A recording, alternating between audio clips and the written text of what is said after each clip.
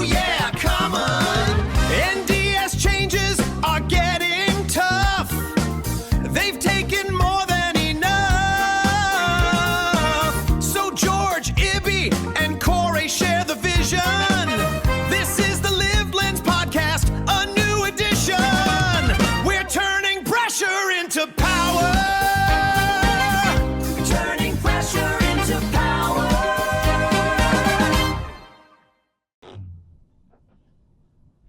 Hi everyone, welcome to the Live Lens podcast. Today's topic is the NDIS cuts, and they're quite contentious.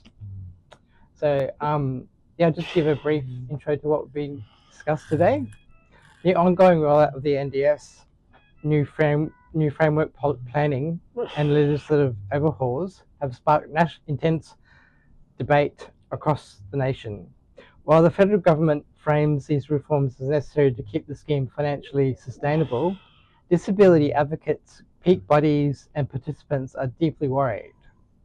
The concern is that the changes shift the NDIS from an individualized, human-centric insurance model to a rigid, cost-cutting bureaucracy.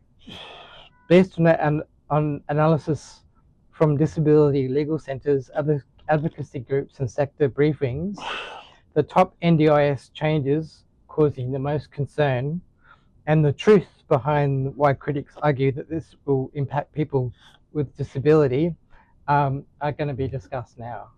So I'll just hand you over to Ibby for a brief. Thank you, Corey, and welcome everyone to our Live Lens podcast from our Solution Ideas, where we talk about all things disability. Today I have with me George. Welcome, G'day. George. How are you? Thanks, Sid.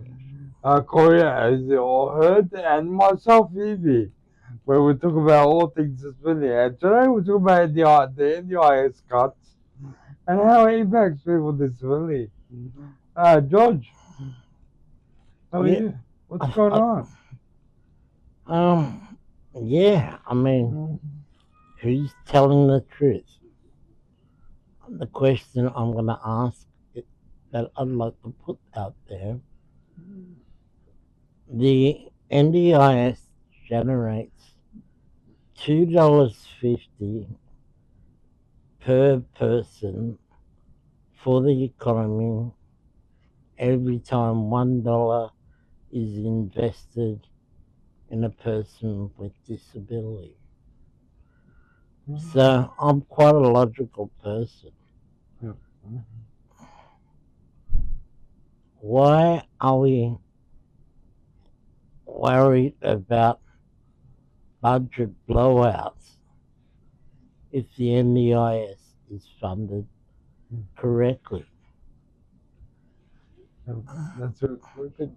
Yeah. The evidence shows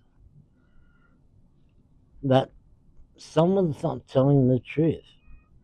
Is it us, the people who like to think logically, or is it some bureaucrat who doesn't see the value of having an inclusive country to live in, that values you, that respects you, and that offers you an opportunity to be whoever you want to be.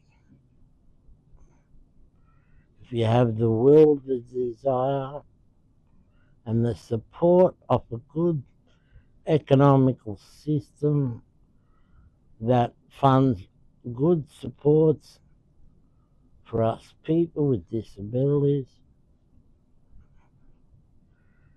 yeah. I hand it back to you, Corey. Yeah, I understand that the federal government's having a Senate inquiry into the proposed changes, and I encourage everyone out there to submit their response to these controversial changes by I think it closes very soon, by the end of this week, I think. So yeah, please go online and submit your response so the government has a better understanding of what impacts these changes will incur. Anyway, we've got some top 5 changes which are causing the most concern in the community. Number 1, the shift to new framework planning, the robo planning threat.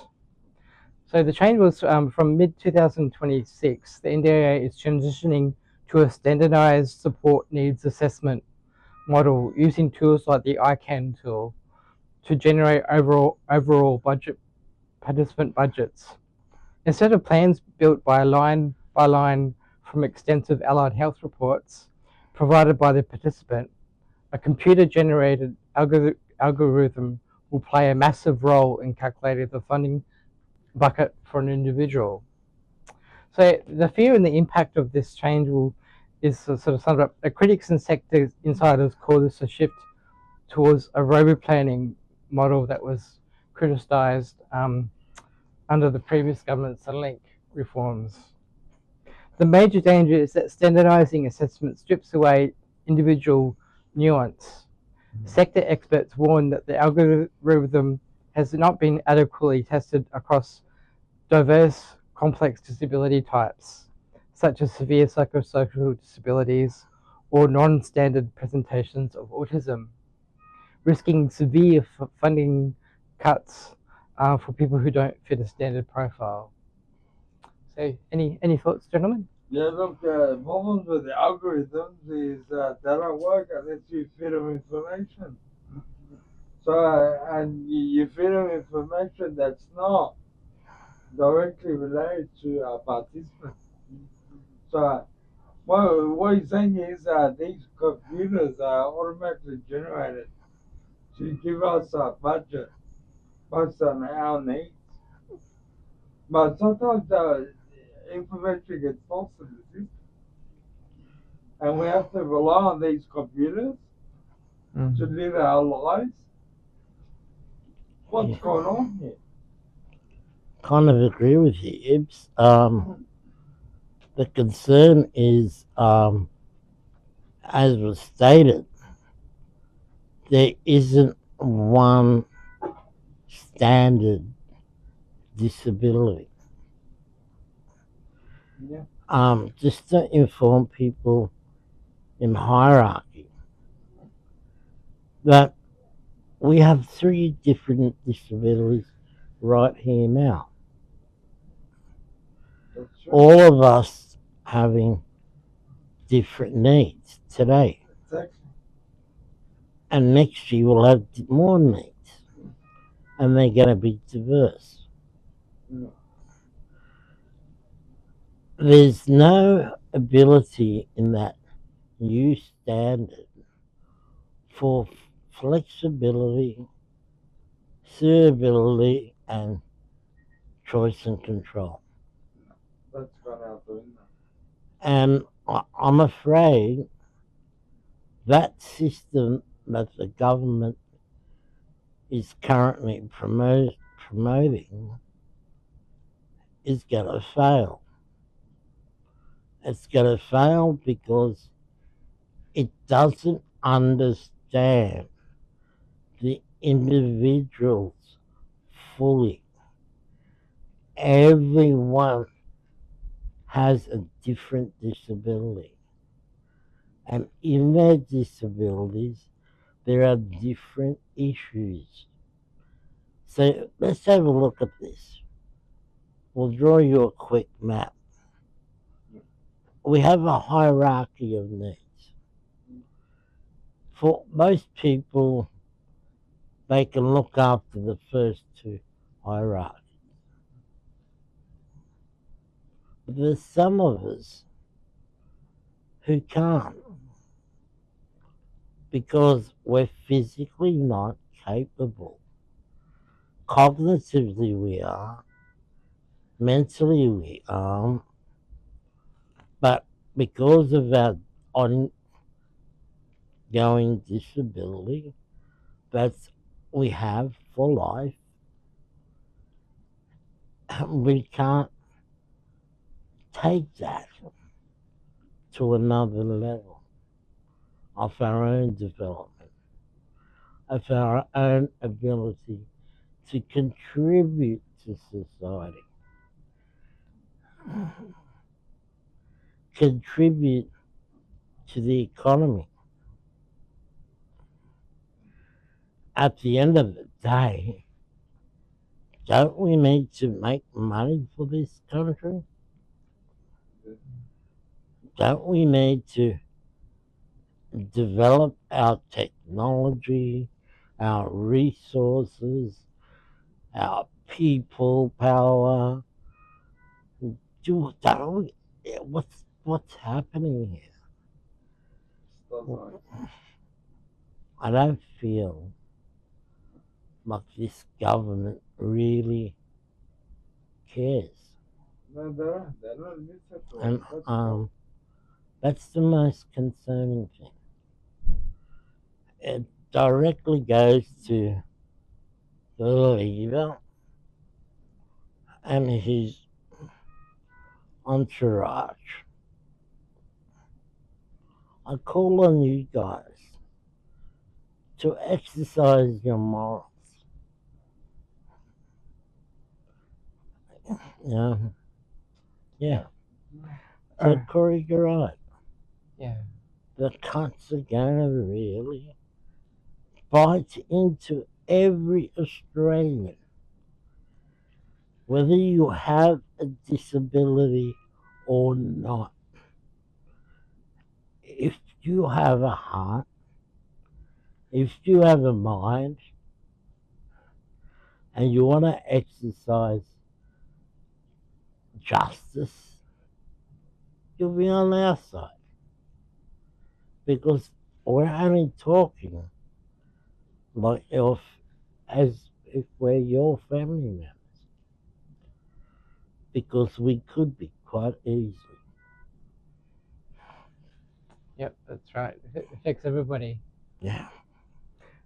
So the other issue that we'd like to talk about is the proposed changes is looking at stripping the tribunal, the ART, of power to amend individualised funding.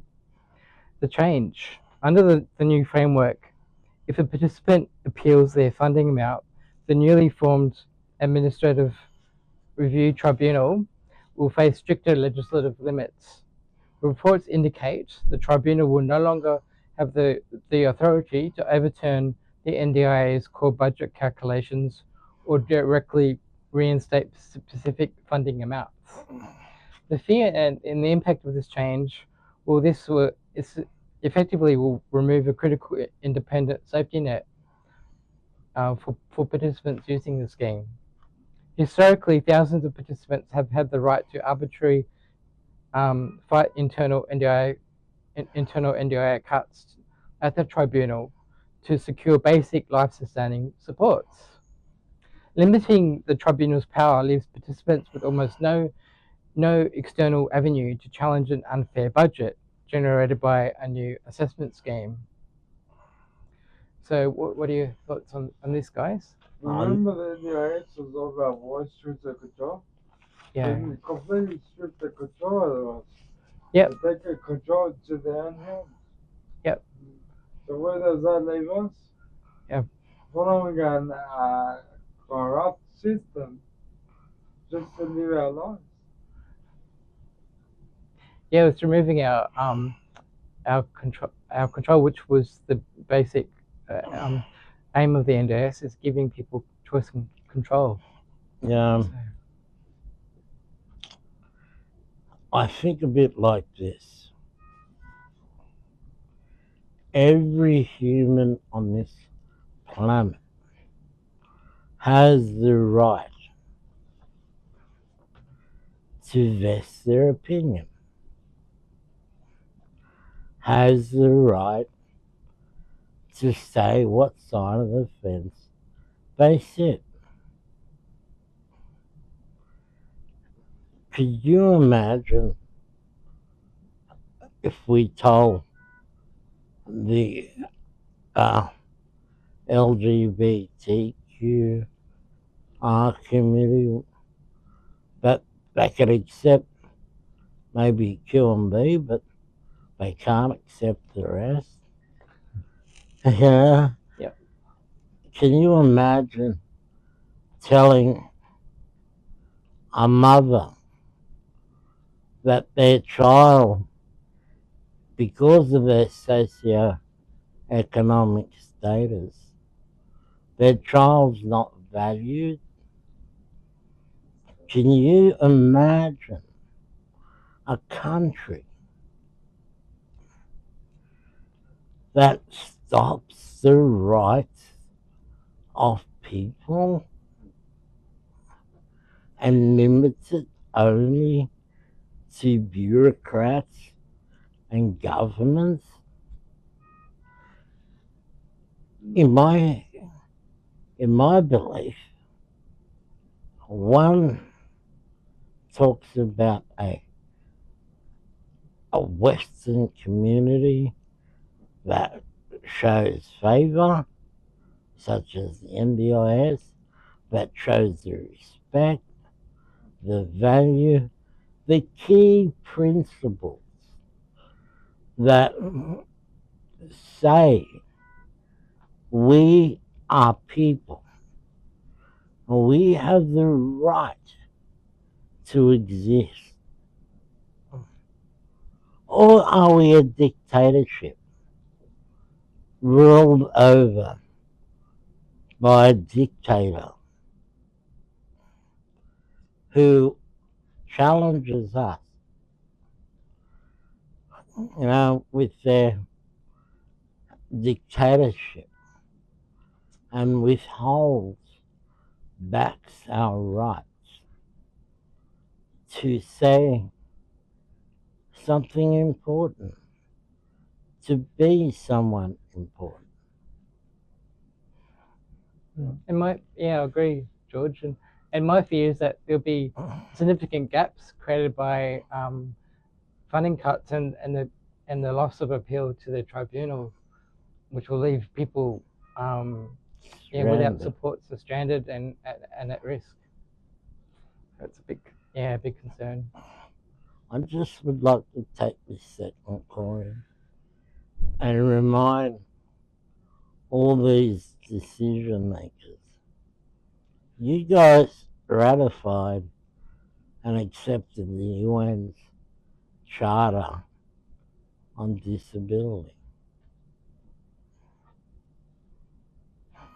Not institutionability, but the rights of people with disability. We held a royal commission less than 3 years ago that brought, or could be on 3 years ago, a royal commission that showed the hideous crimes that were conducted not either by private enterprise, but were conducted by organizations who found their favor with governments. People died. People literally, and they didn't die an unsufferable death. They had to suffer long hours of this torturous world. I don't get it. I think the Royal Commission made some real clear guidelines. And I just read last night from one of the former senior QCs on the Royal Commission, who came out openly and said to the government, these changes to the NDIS will harm, endanger lives.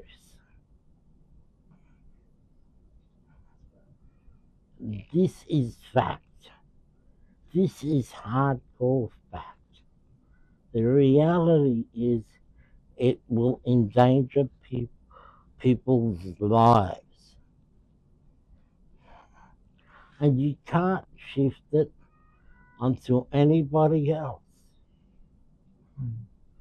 And there's Except on Mr. Butler and Yep. Mr. Albanese, who at the head make these ridiculous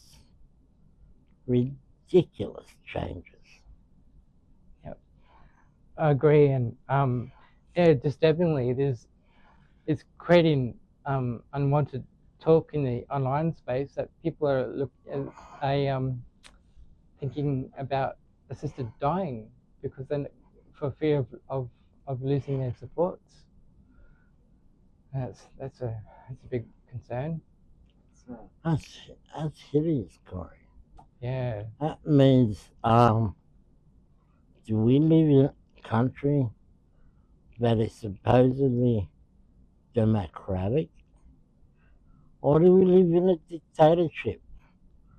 That's the same question I asked a little bit earlier. I'm feeling we're going down this road of dictatorship,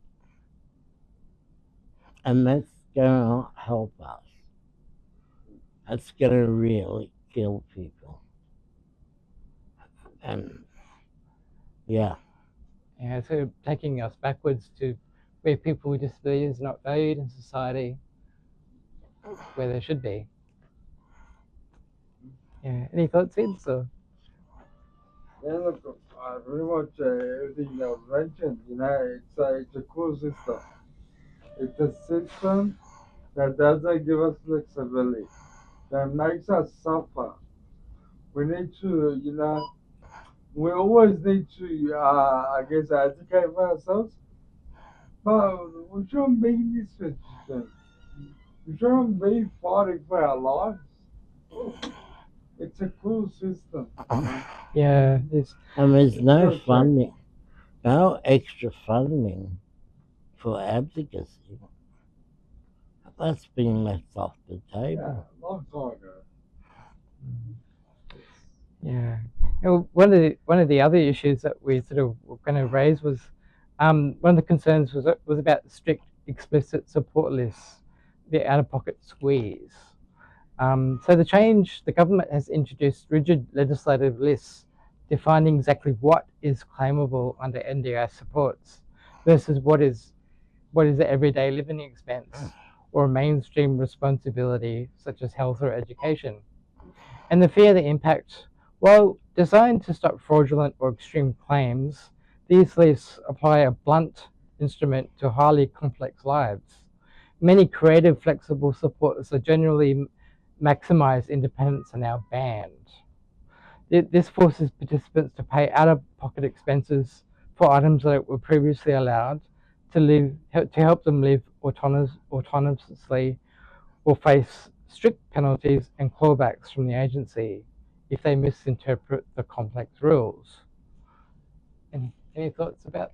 Oh, look, this is, I feel like we've just jumped out of the pot. Now we're headed for the pit of fire. All those legislative changes are really very difficult. People need to understand we're all different. We all are different. Emotionally, physically, mentally, cognitively. And we all have our wants and our needs. Since the conception of the NDIS, we've only satisfied the needs because of this hard, stringent operations. Yeah. we're safeguarded by laws in this country, but sometimes these strict practices, they're not helping us at all. No. You know? Sometimes they're gonna just give us totally something we don't need, or we can get cheaper by doing it the other way. So government, once again, you need to exercise a bit of foresight. You need to think beyond the AI created robotic human, That's right. because you can make them all the same. In fact, you got to remember we're a diverse country. Remember our national anthem? You know, we are one, but we are many.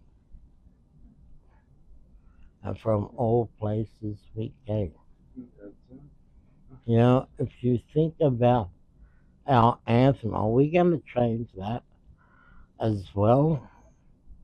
Do we need to change that? It looks like We are one and we don't like none. You know, it's like the fact that we're talking about this is going to be highlighted overseas, and people are going to say to us, what kind of dictatorship Australia's got? Yeah, that's right. I agree, George. Australia was looked upon as being well ahead of the game when in providing disability supports under the NDIS. But yeah, that's going out the window now. So that's a big concern. So the other issue that we'd like to raise is one of the issues was moving children from ages 0 to 8 out of SIM into early intervention. So the change slated was for full implementation by January 28. Children up to 8 with developmental delays or low to moderate support needs, such as level 1 autism, will no longer be automatically gain access to the NDIS early intervention.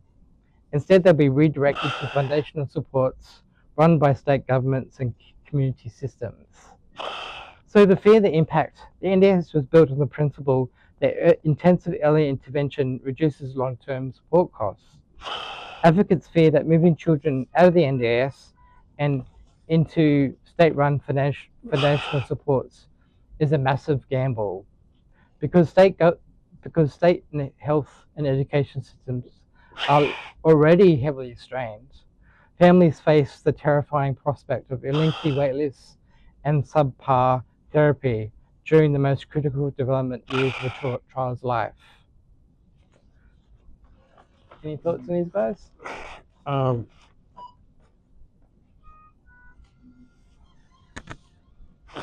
Sorry, guys, I was just stretching my back. Okay. A lot of thoughts are going through my head here. First of all, what did the states respond? Every state responded by telling the Albanese government that they will not put any more money than they already have into disability. I don't know if people are aware that the states contribute quite a bit of money to the Commonwealth to pay for the cost of the NDIS. The education department doesn't put extra money into supporting kids with special needs. And they're not going to. They've already said it, we're not going to. So there's another fee by the government. Is there anything being planned? I'm still waiting. They talk about foundational support. This term is totally new to me. You know, it's been bantered by a government that's trying to outthink us by making us sound stupid.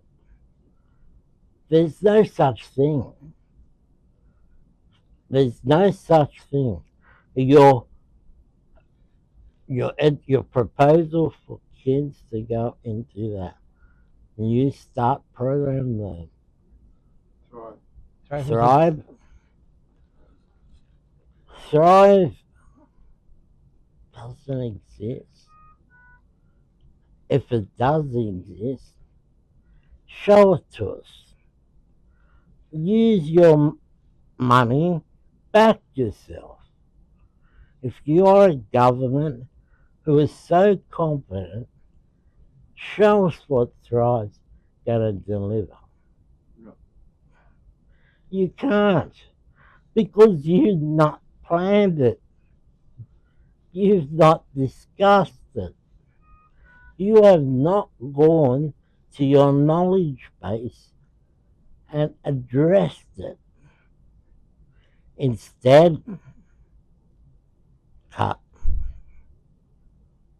Yeah, it's causing a lot of stress on families with children with developmental and autism issues. A lot of uncertainty and fear what it's going to look like. So yeah, and you're right, George. The state government have not committed to any Thriving Kids program, and what that looks like is up in the air. So it's a big concern. It's just the name, Corey. Yeah. It's just the name. It's a name without a vision. It's to satisfy some really egotistical people. But it's not a real, genuine opportunity to develop children.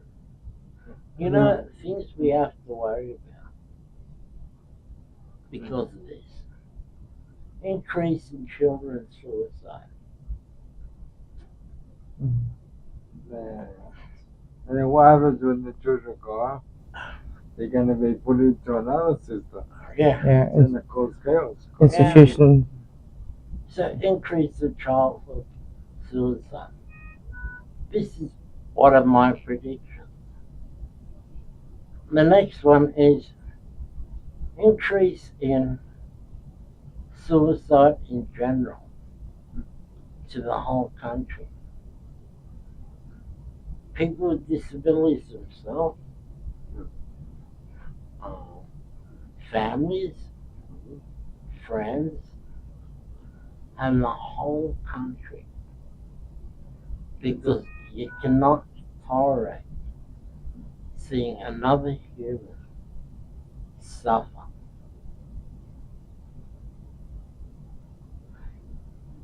I think there's a chance here. There's a chance for the government to say, I'm sorry for, we have got it wrong. And let's make amends. Where do you want to die? This is an opportunity, government.